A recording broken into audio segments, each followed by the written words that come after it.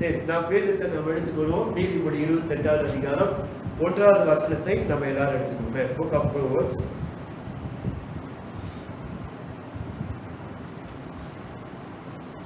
ஓகேயா? நீதிமொழி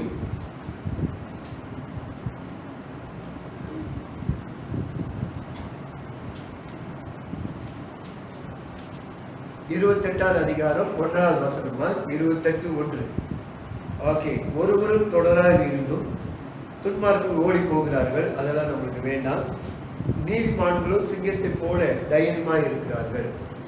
ஓகேயா? நீதிமான்கள் சிங்கத்தை போல அவங்க எப்படி இருக்கிறாங்கன்னா தைரியமா இருக்கிறாங்க அப்படின்னு சொல்ல வருது. ஓகே, நம்ம எல்லாரும் தேவனோட பிள்ளைகள். நம்ம எப்பொழுதுமே நம்ம தைரியமா இருக்கணும். தைரியமா நம்ம எப்பொழுதும் தைரியமா இருக்கணும், கோழையா இருக்கக்கூடாது. ஓகேயா? ஆல் த டைம் எப்பொழுதுமே நம்ம தைரியமா இருக்கணும். இப்போ ஒரு உதாரணம் நான் உங்களுக்கு சொல்லுகிறேன். ஒருத்தன் வேலைக்கு போறான்னு வச்சுக்கோங்களேன். ஒரு கம்பெனியில வேலைக்கு போறாங்க. ஸோ அந்த வேலைக்கு போகும்போது நிச்சயம் நீ ஒண்டி தான் ஆர்டர் ஏற்றுக்கொண்டவங்களா இருப்பீங்க. ஸோ அந்த கம்பெனியை சுற்றி இருக்கிறவங்க மேனேஜர்லேருந்து மற்றவங்க எல்லாருமே ஒரு வேலை அவங்க தேவனை அறியாதவங்களா இருப்பாங்க. அவங்க மத்தியில் நீங்கள் வேலை செய்யும் போது ஒரு கோழையா நீ வேலை செய்யக்கூடாது. தைரியமா நீ வேலை செய்யணும். ஏன்னா நம்ம தேவன் யூத ராஜசிங்கம். ஆமே. நம்ம தேவன் யூத Rajasingham, the lion of Judah. அதுதான் சாலமன் இது எழுதும் போது நம்ம எப்பொழுதுமே சிங்கத்தை போல தைரியமா நம்ம இருக்கணும் அப்படின்னு வேதம் சொல்கிறது. ஆனா இன்னைக்கு நிறைய தேவ பிள்ளைகள் ஒரு தைரியமான ஒரு தேவ பிள்ளைகளாகவும், ஒரு தைரியமான ஒரு தேவ பிள்ளைகள் ஒரு பிரச்சனையை சந்திக்கும் போதும், இல்லை நம்ம சூழ்ந்து வருகிற பிரச்சனைகள் எல்லாம் நம்ம பார்த்து ஒரு தைரியம் இல்லாத ஒரு ஒரு ஒரு தேவ பிள்ளைகளாக இன்னைக்கு ரொம்ப பேர் அப்படிதான் வாழ்றாங்க. ஆனா இந்த டிடிஎம்ல இருக்கிற ஒவ்வொருத்தருக்கும் நான் சொல்லக்கூடிய ஒரு அறிவுரை என்ன அப்படின்னா, நம்ம எப்பொழுதுமே நம்ம தைரியமா நம்ம இருக்கணும்.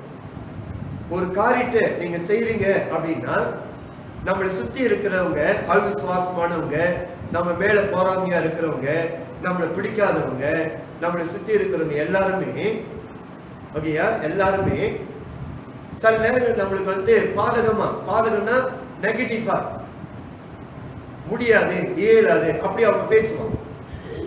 அதை நம்ம சிந்தையில அதை நம்ம கொண்டு வரும்போது நாம் தேவனுக்குள்ள இருக்கிற அந்த தைரியம் கூட நம்மளுக்கு அது கோழையா மாறிடும். அதனால நீங்களும் நானும் கிறிஸ்துக்குள் தைரியமானவர்கள் என்று நான் வேதத்துல ஆதாரபூர்வமா நான் காட்டிட்டு அப்புறம் நான் பிரசங்கத்துக்கு போறேன். நல்ல கவனமா கேளுங்க. பழைய ஏற்பாடு வசனம் சொல்லுகிறது நீதிமான்கள், the righteous man அப்படின்னா கிறிஸ்துக்குள் நீதிமானா இருக்கிறவங்க. அப்படின்னா நம்ம எல்லாருமே கிறிஸ்துக்குள் நீதிமான்கள். யாரெல்லாம் இயேசுவை தன் ரட்சகராக ஏற்றுக்கொண்டு இயேசு ரத்தத்தால் கழுவப்பட்டிருக்கிறோமோ நம்ம எல்லாருமே நீதிமான்கள். ஆமென். அல்லேலூயா. we are not a sinners, we are not a பாவி. நம்ம தேவனுக்கு விரோதமானவங்க இல்லை. ஓகேங்களா? நிறைய பிரசங்கங்கள் இயேசுவை ஏற்றுக்கொண்டு கூட நிறைய பிரசங்கங்கள் நம்மளை எப்படி சுட்டி காட்டுதுன்னா, யூ ஆர் a sinner, நீ பாவி, நீ பாவமானவன், நீ பரிசுத்தம் இல்லாதவன், நீ நீதிமான் கிடையாது அப்படின்னு இன்னைக்கு சுட்டி காட்டுறாங்க. அப்படி கிடையாது. நாம் எல்லாருமே இயேசு நம்ம வாழ்க்கையில இருக்கும் போது நம்ம எல்லாரும் நீதிமான்கள், பரிசுத்தவான்கள் என்றுதான் வேதம் சொல்லுகிறது. அது முதல்ல உங்க மைண்ட்ல நீங்க செட் பண்ணிங்க. ஓகேங்களா? அதனால நீதிமான்கள் சிங்கத்தை போல அவங்க தைரியமா இருப்பாங்கன்னு சொல்லப்படுது. அப்ப நம்மளுக்கு எல்லாருக்கும் சிங்கம் தெரியும். சிங்கம் 1, சிங்கம் 2, சிங்கம் 3 நம்மளுக்கு தெரியும். ஓகேங்களா? ஓகே. சிங்கத்தை நீங்க பாத்தீங்கன்னா அதோடைய இருதயத்தை நீங்க பாத்தீங்கன்னா ஒரு 50 காசு அளவு தான் அதோடைய இருதயம் இருக்கும். நம்ம மாதிரி பெரிய இருதயம்லாம் கிடையாது. அதுக்கு 50 காசு அளவுக்கு தான் அதோடைய இருதயம்.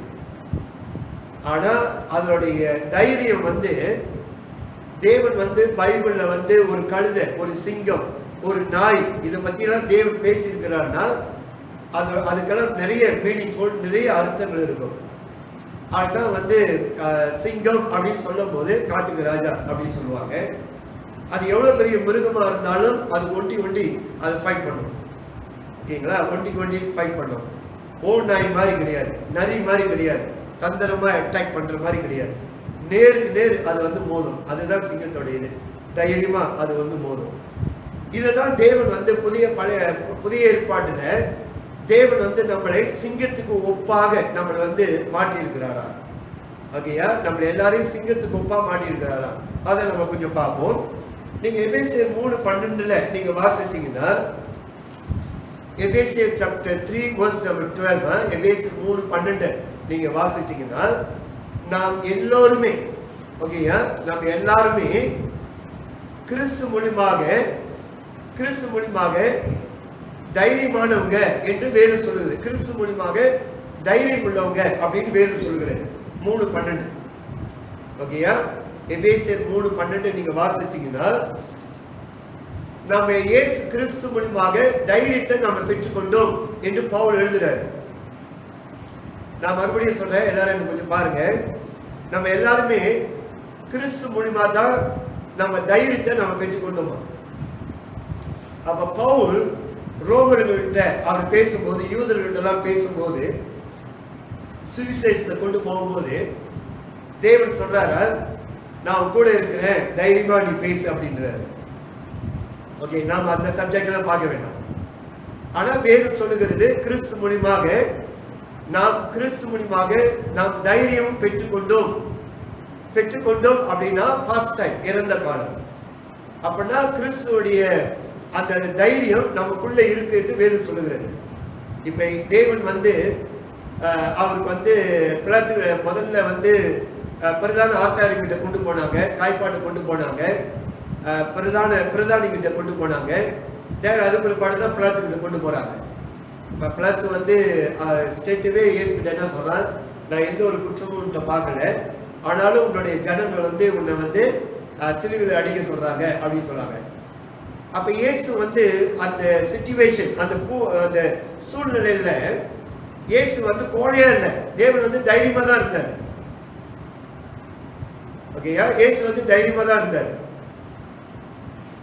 அதுதான் அந்த தைரியம் தான் இன்னைக்கு நம்மள்ட்ட இருக்கு. இப்ப நீங்களும் நானும் த லாஸ்ட் டே, கடைசி காலங்களில் நம்ம வாழ்ந்துகிட்டு இருக்கிறோம். ஓகேங்களா?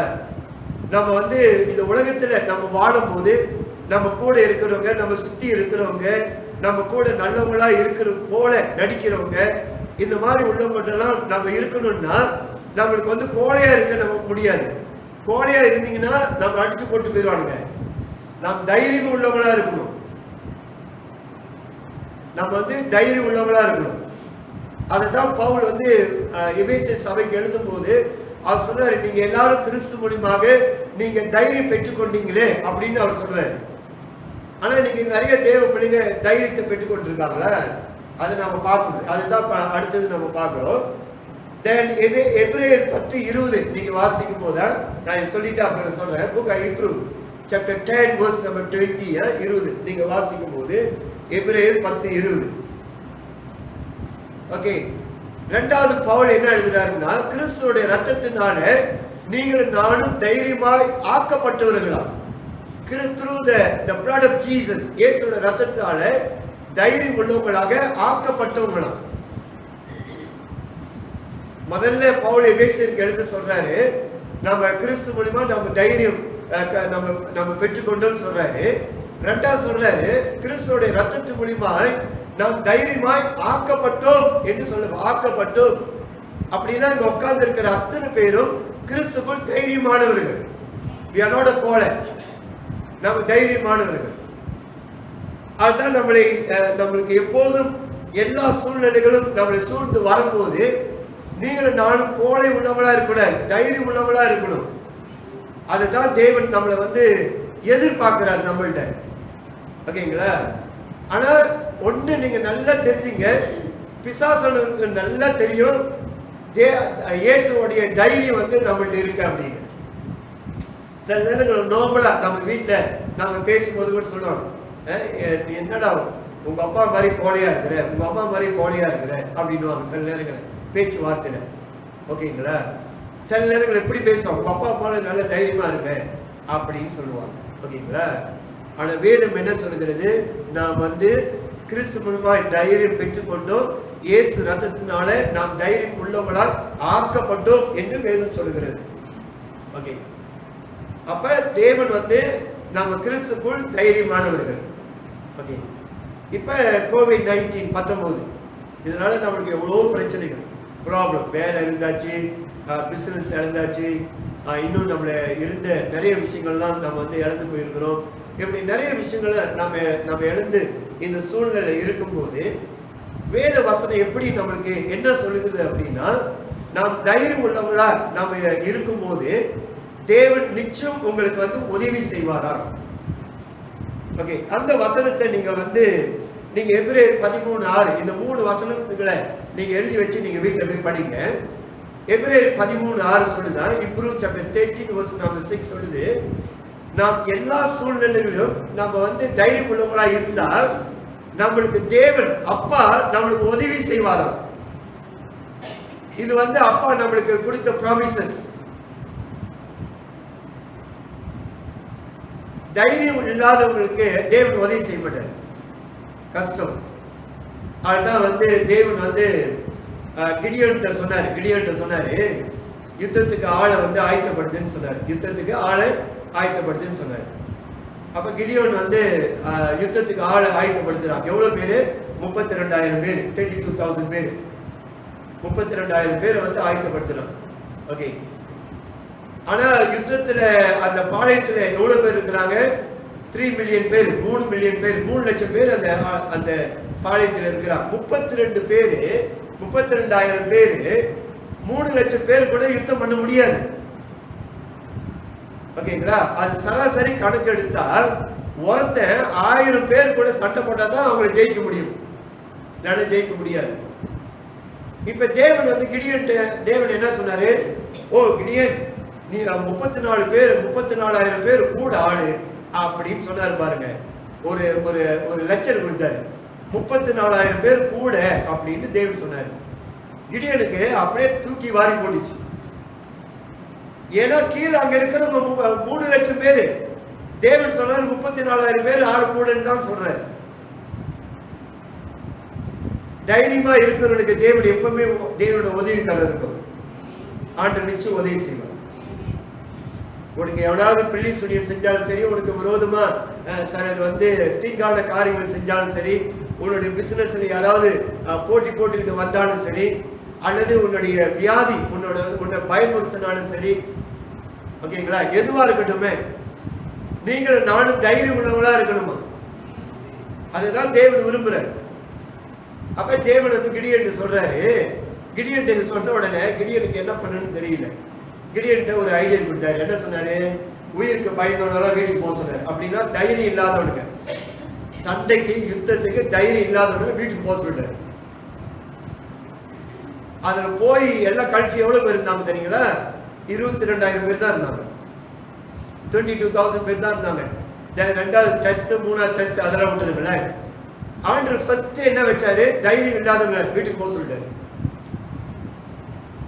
இன்னைக்கு நாம் கிறிஸ்துவ வாழ்க்கையில நம்ம வாழும் போது நம்மளுக்கு ரொம்ப தைரியம் நம்மளுக்கு ரொம்ப முக்கியம். அதுதான் தாவீது ஆடு மேய்ச்சிட்டு இருக்கும் போது சிங்கம் வந்தது. அந்த சிங்கத்தை அவன் அப்படியே 2ஆ பிளந்துட்டான். 18 வயசு தான் அவனுக்கு.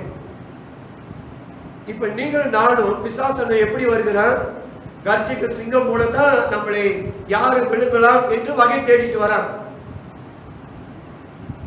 ஆனா இன்னைக்கு நிறைய தேவ பிள்ளைகள் கோலை மாதிரி கோழைகள் பயந்தாங்கோலிங்க போலதான் இன்னைக்கு நிறைய தேவ பிள்ளைங்க இன்னைக்கு தங்களோட வாழ்க்கையில ஜீவிக்கிறாங்க.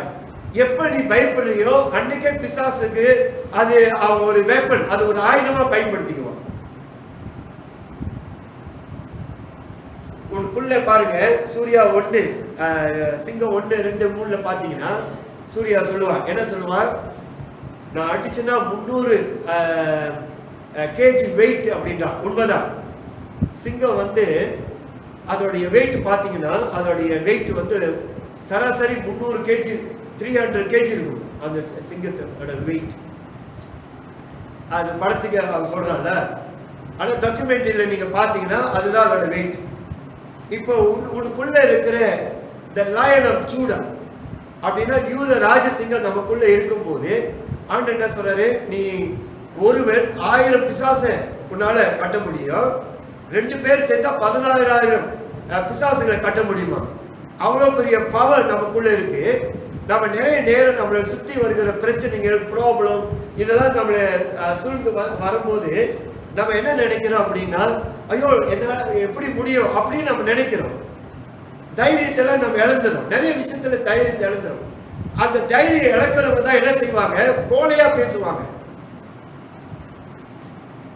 எப்படி பேசுவாங்க? நீங்க வேதத்துல வாசிச்சு பாருங்க. கோலியாத் வந்து இஸ்ரேல் ஜனங்களுக்கு விரோதமா வந்துட்டான். கோலியாத் வந்து 9 அடி, நம்மள 5 அடி 4 அடி அவ்வளவுதான். அவன் 9 அடியில நிக்கிறான். அவனை ஜெயிக்கிறதுக்கு இஸ்ரேல் ஜனங்க வந்து 30,000 பேர் சோல்ஜர்ஸ் இருக்கிறாங்க. ஒருவன் கூட அவனை எதிர்த்து நிக்க முடியல. கோலையா இருக்கிறவன் தன் வாழ்க்கையில வருகிற பிரச்சனைகள் அவன் சந்திக்க முடியாதவன், நல்லா தெரிஞ்சுங்க, உன் வாழ்க்கையில பிசாசான நிறைய பிரச்சனைகளை கொண்டு வருவான். ஏன்னா அவனுக்கு தெரியும் நீ தைரியம் இல்லாதவனு. அதனால உன்னை எப்படி கர்ச்சிக்கு சிங்க போனவனை எப்படி அடிச்சு உன்னை வீழ்த்தலான்னு சொல்லிதான் அவன் பார்ப்பான். நாம் தைரியமா இருக்கணும், கோலையா பேசக்கூடாது. யாரா இருந்தாலும் நம்ம கோலையா பேசக்கூடாது. அவங்க முன்ன நம்ம தைரியமா பேசணும். அழுவுறது, ஓட விடுறது, அப்புறம் மன உணர்ச்சிகள் அப்படியே தேம்பி அழுவுறது, இதெல்லாம் வந்து தேவ பிள்ளைகளுக்கு அழகு கிடையாது.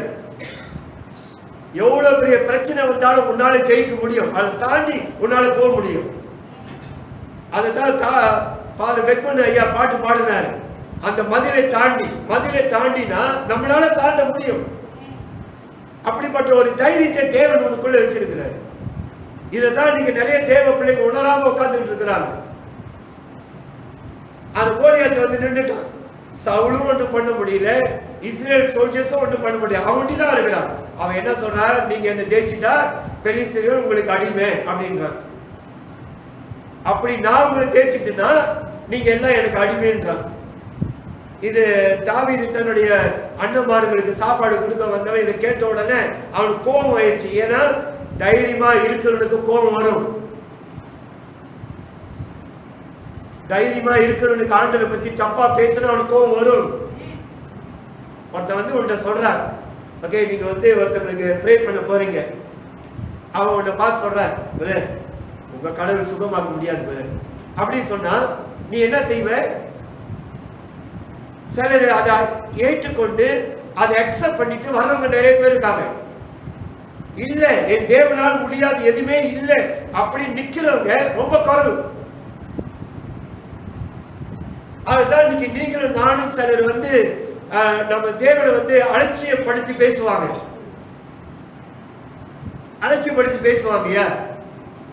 இப்ப என்கிட்ட கூட என்னுடைய சூப்பர்வைசர், நான் சிங்கப்பூர்ல வேலை செய்யும் போது என்னோட சூப்பர்வைசர் சொல்லுவாரு, உன்னோட இயேசு வந்து சிலுவையில் தோத்து போய் தொங்கிட்டாரா அப்படின்னு சொல்லுவாரு. என்னோட சூப்பர்வைசர் சொல்லுவாரு, அவரு உங்க இயேசு வந்து சிலுவையில டிஃபீட்டட், தோத்து போய் சிலுவையில தொங்கிக்கிட்டு இருக்கிறாரு, அவரால் இறங்கி கூட வர முடியல அப்படின்னு அவர் என்னை பார்த்து கிண்டல் பண்ணுவார். நான் அவரை பார்த்து சொல்லுவேன், எங்க தேவன் உயிர் தந்த தேவன், ஜீவிக்கிற தேவன், இன்னமும் எங்க மத்தியில ஜீவிக்கிறார். என்ன அவர் சாகும் போது 2 கால் இல்லாம இயேசு ஏற்றுக்கொண்டுதான் செத்து போனார். என்கிட்ட சொன்னாரு, மணி நீ சொன்னது உண்மை, இயேசு உண்மையான தெய்வம் அப்படின்னு ஆண்டு ஏற்றுக்கொண்டார். இன்னைக்கு எத்தனை பேர் அந்த மாதிரி தைரியமா இருக்கிறோம்? தாவீது வந்து நிக்கிறான் கோலியாத்து முன்னுக்கு. கோலியாத் என்ன கேட்டான் அவனை பார்த்து, நீ நான் என்ன நாயான்னு கேட்டான். I was street dog. தாவீது என்ன சொல்றான், எஸ் நீ நாய் தான் அப்படின்னா. பிசாசு நம்மளை அழிச்சிட முடியுமாயா? முடியாது. பிசாசு நம்ம வாழ்க்கையில் எவ்வளவு பிரச்சனை கொண்டு வந்தாலும் நம்மளை அழிக்க முடியாதுயா. ஏன்னா நமக்குள்ள இருக்கிற தேவன் 1 யோவான் 4:4 படி நமக்குள்ள இருக்கிற தேவன் பெரிய தேவன், the Lion of Judah, பெரிய தேவன்.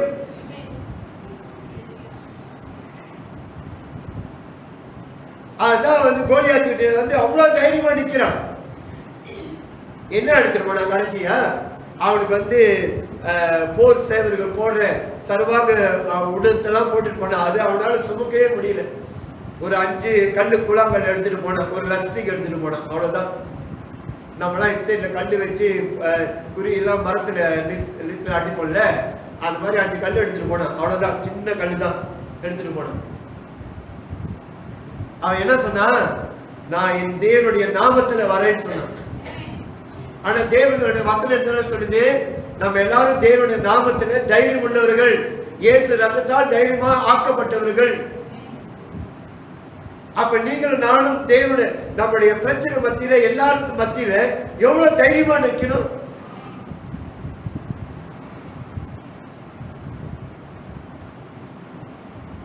ரஜினி சொல்லுவார்ல, சிங்கிளா தான் வரும்னு, பண்டிகை தான் கூட்டமா வரணும்னு.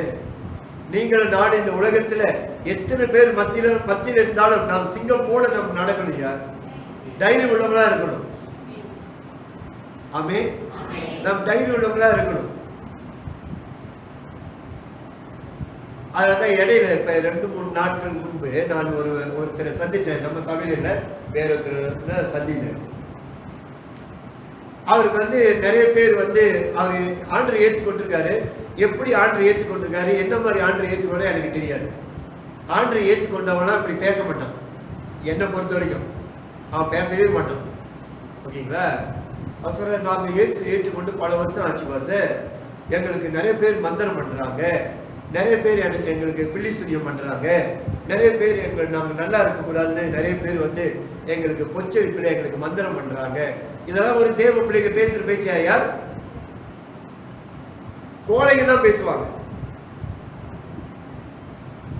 கோழைங்க தான் பேசுவாங்க.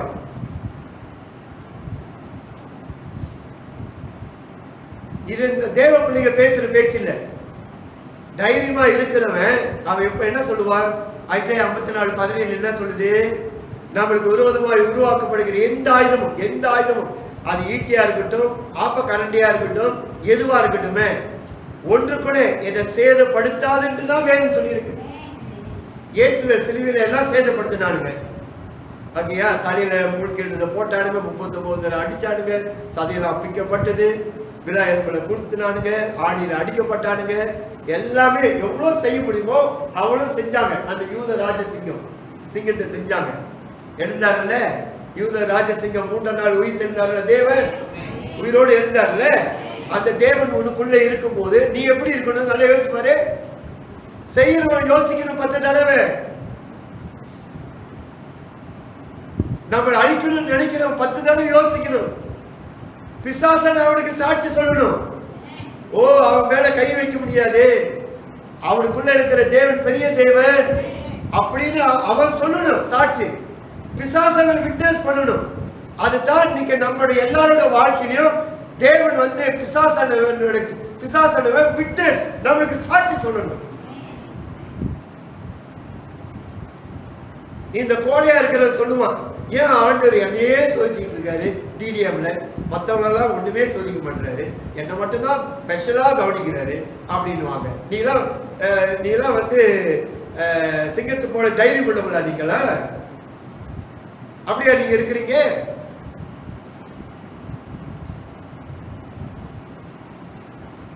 அதனால்தான் நீங்க வேதத்துல நீங்க வாசிச்சு பாருங்க. இப்போ ஒரு வசனத்தை எடுத்துக்குவோம், நம்ம எல்லாரும் எடுத்துக்குவோம். 1 நாளாகமம். ஓகேயா? 1 நாளாகமத்துக்கு போவோம். ஃபர்ஸ்ட் கானிக்கல் 1 நாளாகமமா எல்லாரும் எடுத்துங்க. ஓகே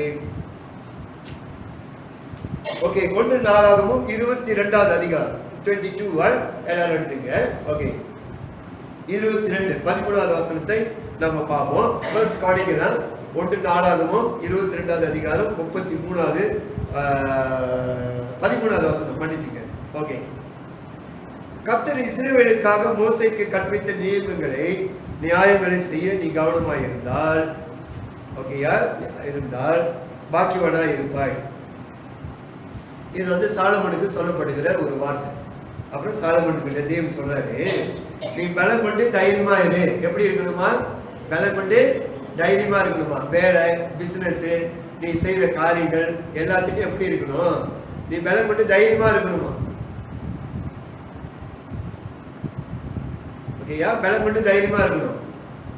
வேதம் அதையா சொல்லுது. ஏசாயா 41 உனக்கு விரோதமாய் உருவாக்கப்பட ஈழ் பொருளாயிருவான். ஈழ் பொருளா சாம்பலா போயிருவான். தைரியமாயிரு, கோழையா இருக்காத. இன்னொரு விசுவாசிகிட்ட பேசும்போது அப்படிதான் பேசிட்டு இருக்காத. கோழை தான் பேசுவான். இன்னைக்கு நிறைய பிள்ளைங்க அப்படிதான் தன்னோட வாழ்க்கையில இன்னைக்கு தோத்து போன வாழ்க்கை, டிஃபிகல்ட்டான ஒரு வாழ்க்கை, இன்னைக்கு பின்மாற்றமான வாழ்க்கை இன்னைக்கு வாழ்றாங்க. காரணம் ஏன் அப்படின்னா தைரியல கோழை. அதான் கிடியன்ட்ட தேவன் சொன்னாரு. கிடியனை பார்த்து தேவன் என்ன சொன்னாரு? யூ ஆர் பராக்கிரமசாலியே அப்படின்னாரு.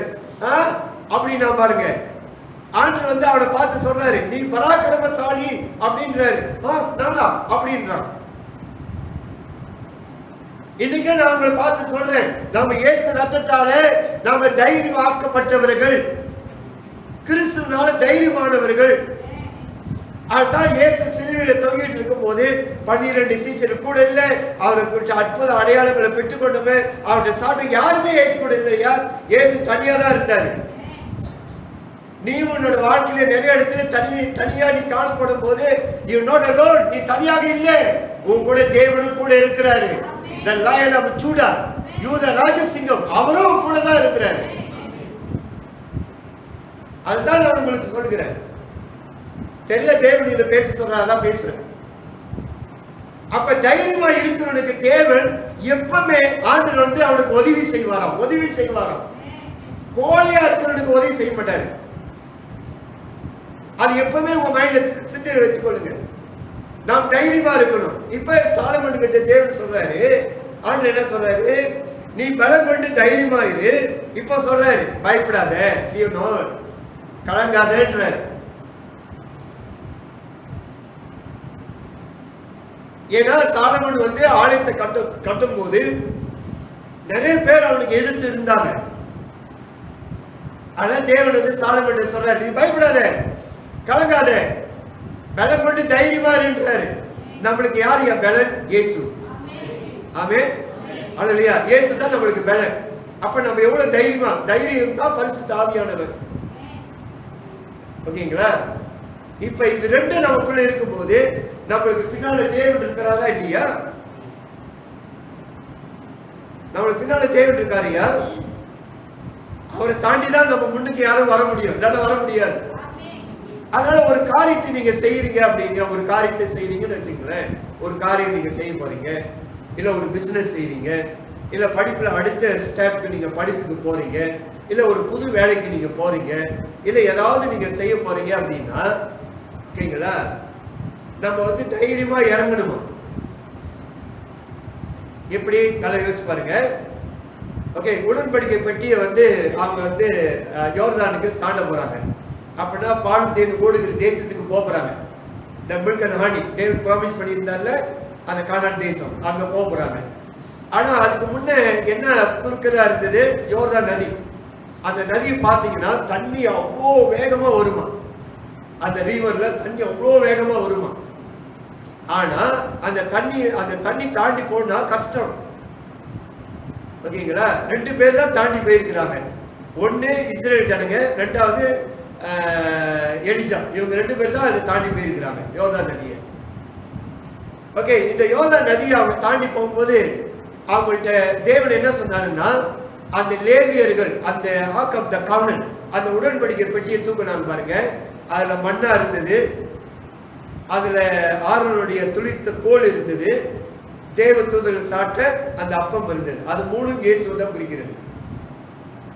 ஓகேயா? அது 3 இல்ல, தேவனுடைய கட்டளை 10 கட்டளை அதுல இருந்தது. மன்னிச்சுங்க, 10 கட்டளை இருந்தது. ஆரோனுடைய துளித்த கோல் இருந்தது. 10 தேவ தூதர்கள் சாப்பிட்ட மண்ணாங்க இருந்தது. இது 3 இயேசு தான் குறிக்கிறது. ஓகே, இப்ப தேவன் என்ன சொல்றாரு? இப்ப இது ஒரு பிரச்சனை தான், இது ஒரு ப்ராப்ளம் தான். லேவியர்கள் அதை சுமந்து கொண்டு அந்த யோர்தான் நதியில வந்து கால் வைக்கணும். கால் வச்சாதான் அற்புதம் நடக்கும். ஓகேங்களா? ஆனா தேவன் வந்து நீங்க கால் வைங்க, யோர்தான் நதி 2ஆ பொளக்கணும்னு சொல்லல. காலு தான் வைக்க சொன்னார், அவ்வளவுதான். ஆனா அந்த லேவியர்கள் இருந்தாங்களே ஆசாரியர்கள், அதுல காலு வைக்கிறதுக்கு எல்லாம் பயந்தாங்க. ஏன்னா கொஞ்சம் காலு வச்சாலே போதும், இது அப்படியே அடிச்சுக்கிட்டு கொண்டுட்டு போயிடும். ஆனா தேவன் சில சில ஆசாரியர்கள் லேவியர்கள் தைரியமா போய் காலு வச்சாங்க பாருங்க, அங்கேருந்து உடையாந்த அந்த ஆறு அப்படியே குழியில நின்றுச்சு. இந்த சைட்ல இருக்கிற ஆறுலாம் போயிட்டு கடல் அங்கே விழுந்துருச்சு, வெட்டாந்தரையா ஆகிட்டார். அப்படின்னா சேரு கீரு எதுவுமே கிடையாது. நடந்து போவதற்கு தேவன் ஒரு அற்புதத்தை செய்தார், உதவி செய்தார். ஐயா, அப்ப நீங்களும் நானும் தைரியமா ஒரு விஷயத்துல நம்ம போறோம், நம்ம ஜாப் பண்றோம், நம்ம விஷயத்த நம்ம போறோம்னு வச்சுங்களேன். இப்ப பொதுவா தமிழர்கள் எடுத்துங்க, நம்ம ஒரு நல்ல காரியத்துக்கு போறோம் அப்படின்னா, கருப்பு பூனை குறுக்க வந்துருச்சுன்னா அப்ப வீட்டுல போயிட்டு தண்ணியெல்லாம் தெளிச்சுட்டு கொஞ்சம் தண்ணியெல்லாம் குடிச்சிட்டு ஒரு மணி நேரம் கழிச்சு தான் அவங்க பேக்கிட்டு அவங்க நம்மள போவாங்க. இப்ப நம்ம தேவன் வந்து ஒரு காரியத்தை தேவன் நம்மளுக்கு செய்ய சொல்றாரு அப்படின்னா, நம்மளுக்கு வந்து ஒரு நம்ம தைரியமா நம்ம போகணும். கோழிங்க நம்ம அப்படி இல்லையா, ஒரு விஷயத்துல நம்ம வந்து இறங்குறோம் அப்படின்னு இறங்குறோன்னு வச்சுங்க. இயேசு வந்து இந்த பூமிக்கு வந்த போது அப்பா சித்தத்தை செய்ய தான் வந்தாரு, அதான் இறங்கினாரு, முழு மூச்சா இறங்கினாரு. எல்லாத்துலயும் தேவன் உயர்ந்து வச்சிருக்கிறாரு. நம்மளுடைய ஜனங்க எல்லாமே அப்படிதான் இருக்கிறாங்க, தேவன் உயர்த்தி தான் தேவன் வச்சிருக்கிறாரு. ஏன் நம்மளும் தமிழங்க தானே, ஏன் தேவன் நம்மள ஆண்டு ராசி வச்சிருக்கிறாரு? ஏன்னா நம்ம வணங்குற தேவன் சரியான தேவனை நம்ம சரியா கண்டுபிடிச்சிட்டோமா நம்ம வாழ்க்கை உயர்ந்துதான் இருக்கும். இங்க இருக்கிற எல்லாருக்கும் நான் சொல்றேன், நீ வரணும்னு நினைச்சியா, நீ வர வேண்டாம்னு நினைச்சியா, என்ன எப்படியா நீ வந்து சேர்ந்துட்ட, நான் சொல்றேன் கர்த்தர் உன்னை உயர்த்தி தான் உன்னை கொண்டு போவார். தேவன் உயர்த்தி உன்னை ஆசீர்வதிச்சிருப்பாரு. தேவன் உன்னை தேவன் கோழையா தேவன் வச்சிருக்க மாட்டாரு, நல்லா தெரிஞ்சுங்க. அதைத்தான் நம்மள ஒவ்வொரு தேவன் தைரியமா இருக்கணும். அதான் ஹிட்லர், ஜெர்மன்ல ஹிட்லர் வந்து பெரிய ராங்கி பிடிச்சவனா இருந்த போது, ஓகே, போலண்ட்ல இருந்து ஒரு பிரைம் மினிஸ்டர், போலண்ட்ல இருந்து ஒரு பிரசிடென்ட் போயிருந்தார் இங்க ஜெர்மனுக்கு. அப்ப ஜெர்மனுக்கு போயிருந்தப்ப இன்னும் ரெண்டாவது ஓடும் ஆரம்பிக்கப்படலை. அவன் அப்பதான் கொஞ்சம் கொஞ்சம் எல்லாம் ரெடி பண்ணிக்கிட்டு இருக்கிறான். அப்ப போயிருந்த போது அப்ப அவர் பின்னால கொஞ்சம் சோல்ஜர்ஸ், கொஞ்சம் மந்திரிமாருங்க, இவங்களெல்லாம் கொஞ்சம் பேர் போயிருந்தாங்க. அப்ப ஹிட்லர் வந்து அவனை சொல்றான், நான் வந்து யுத்தம் ஆரம்பிக்க போறேன் அப்படின்னு அவன் சொல்றான். அப்ப போலண்ட் பிரசிடென்ட் சொல்றான், இவன் சொல்றான், நான் உன் தேசத்தையும் நான் வந்து அட்டாக் பண்ணுவேன்றான்.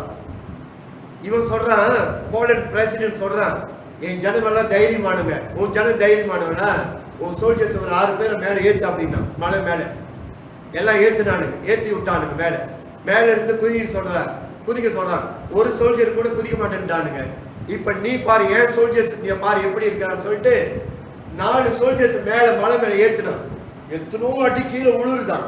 அவனுக்கு ஹே ஹிட்லர், ஹே ஹிட்லர், ஹே ஹிட்லர் எல்லாம் போய் உழுந்து செத்து போனானுங்க. இஸ் மை சோல்ஜர்ஸ் சொன்னாங்க. இவங்க தான் என்னோட சோல்ஜர்ஸ் சொன்னாங்க. நம்ம பாருங்க எப்படி இருக்கோம். இயேசுவோட சோல்ஜர்ஸ் ஒரு விக்கிரம் அங்க இருக்குன்னு வச்சுங்களேன், அப்படி பார்க்கவே போவோம், அட்டாக் பண்ணிடுவோம்.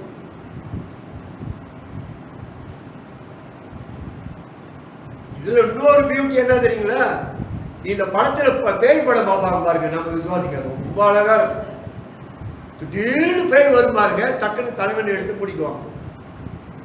பக்கத்துல சொல்லுவாங்க, போயிச்சா அப்படின்னு கேட்பாங்க. எது போச்சா? போயிச்சான்னு கேட்பாங்க. பிரச்சனை வரும்போது கூட பாருங்க, நம்முடைய நிறைய ஜனங்க, நான் வந்து உங்களை என்கரேஜ் பண்றேன், நீங்க அப்படியான ஜனங்க நான் சொல்லல, ஏன்னா என்னோட விசுவாசம் பத்தி எனக்கு தெரியும். நிறைய பாஸ்டருங்க இந்த COVID-19 எனக்கு கால் பண்ணுவாங்க, பாஸ்டர் எனக்கு கொஞ்சம் கஷ்டமா இருக்கு, பணம் உதவி செய்யணும். நாங்க பணம் உதவி செஞ்சிருக்கோம், இல்லைன்னு சொல்லல. நான் கேட்பேன், ஏன் உங்க சபை விசுவாசிலாம் ஏன் கொடுக்கல அப்படின்னு கேட்டு அவங்க சொல்லுவாங்க, பிச்சைக்கார பயலுங்க, பிச்சைக்கார நாய்ங்க அப்படின்னுவாங்க பாஸ்டர். அப்புறம் உங்க விசுவாசி எப்படி இருப்பான்? நீ சொன்னபடிதான் இருப்பான். நான் சொல்றேன் எல்லாரும் முன்னுக்கும், என் விசுவாசி பணக்காரங்க, என் விசுவாசி கோடீஸ்வரன், என் விசுவாசி எல்லாத்திலும் முன்னுக்கு இருக்கிறாங்க. அப்படிதான் நான் பேசுவேன். எல்லாருக்கிட்டையும் நான் அப்படிதான் பேசுவேன். ஏன்னா வேதம் நம்மளை என்ன சொல்லுது? நம்மளை வேதம் தைரியமானவங்க. We are the rich in Christ. கிறிஸ்துக்குள் நம்ம ஐஸ்வர்யவான்கள். அப்போ ஒரு பிரச்சனை மத்தியில நீ இறங்குற அப்படின்னா ஏன் உனக்கு தோல்வியே வரக்கூடாதா? உனக்கு அசைவே வரக்கூடாதா? உனக்கு வேற எதுவுமே வரக்கூடாதா? ஒரு சிலர்லாம் கேட்டாங்க, சில பாஸ்டர்ஸ் விசுவாசி கேட்டாங்க, எதுக்கு பாஸ்டர் தேவன் COVID-19 அனுப்பி விட்டுட்டு இவ்வளவு ஜாபம் பண்றாரு, பசாம இருக்கிறாரு அப்படின்னு. பசாம இருக்கிறாரா? ஒண்ணுமே செய்யப்படுறாரா? ஆண்டுக்கு தெரியும் என்ன செய்யணும்னு தேவனுக்கு தெரியும். ஓகேங்களா? இந்த கோவிட் மத்தியிலும் கர்த்தர் நம்மளை பாதுகாத்து கொண்டார்ல. வேலையில பார்த்துக்கொண்ட மாதிரி தேவன் நம்மளை பார்த்துக்கிட்டார் தானே. எங்கே நம்மளுக்கு ஒரு குறை வச்சிருந்தாரு தேவன். அப்ப நீ ஒரு பிரச்சனையில இறங்குற, ப்ராப்ளத்துல நீ இறங்குற அப்படின்னா வேதம் சொல்லுகிறது பாருங்க, நம்ம தைரியமா அதை ஃபேஸ் பண்ணணும். தாவீது போய் ஃபேஸ் பண்ண பாருங்க, தைரியமா போய் நின்னா. அடிச்சா ஒரு அடி விழுந்தான் கீழே. அப்படியே அவன் கண்ணில் அடிச்சுதான் கீழே விழுந்தானா? இல்ல, தேவன் மண்டையிலே போட்டார், அப்படியே கீழே விழுந்தான். உன் மேல பிசாசு, உன் மேல பிரச்சனை, எந்த ப்ராப்ளம் உன் மேல கை வைக்கணும்னா அது 10 தடவை யோசிக்கணும். ஏன்னா நீங்கள் நானும் தேவனோட பிள்ளைகள், ஆண்டோட பிள்ளைங்க. நம்ம ஆண்டோட பிள்ளைகள். ஓகேங்களா? நம்மள வேதம் என்ன சொல்லுது? பால ராஜசிங்கம். பால ராஜசிங்கம். அவர் யூத ராஜசிங்கம், நம்ம பால ராஜசிங்கம். அப்படியே அதோட குட்டி சிங்கம் பாருங்க, காட்டில் உட்காந்துட்டு கரிச்சிக்கும் பாருங்க. அது போய் மற்றது மாதிரி எல்லாம் தேடிட்டு இருக்காரு. ஒரே இடத்துல சத்தம் போடும், ஓ அப்படி சத்தம். சரியா? சிங்கம் சத்தம் சரியா மனு? கரெக்டா இருக்க கரிச்சிக்கிறது. அது ஒரு சத்தம் போடும் பாருங்க. இந்த மானு, புள்ளி மானு, அது இதெல்லாம் ஆஹா வந்துட்டான் அப்படின்னு சொல்லிட்டு அது ஓடும் பாருங்க. அது பக்கத்திலேயே ஓடும் பாருங்க. ஒரே அடிதான். அடிச்சு டக்குன்னு குட்டிகிட்ட கொடுத்துரும். குட்டிங்களா சாப்பிட்டுட்டு இருக்கோம். நம்ம பால சிங்கரியா, பால யூதராஜ சிங்கம். நம்ம மேல கை வைக்க தேவன் சும்மா இருப்பாரா? தேவன் ஒரே அடிதான்.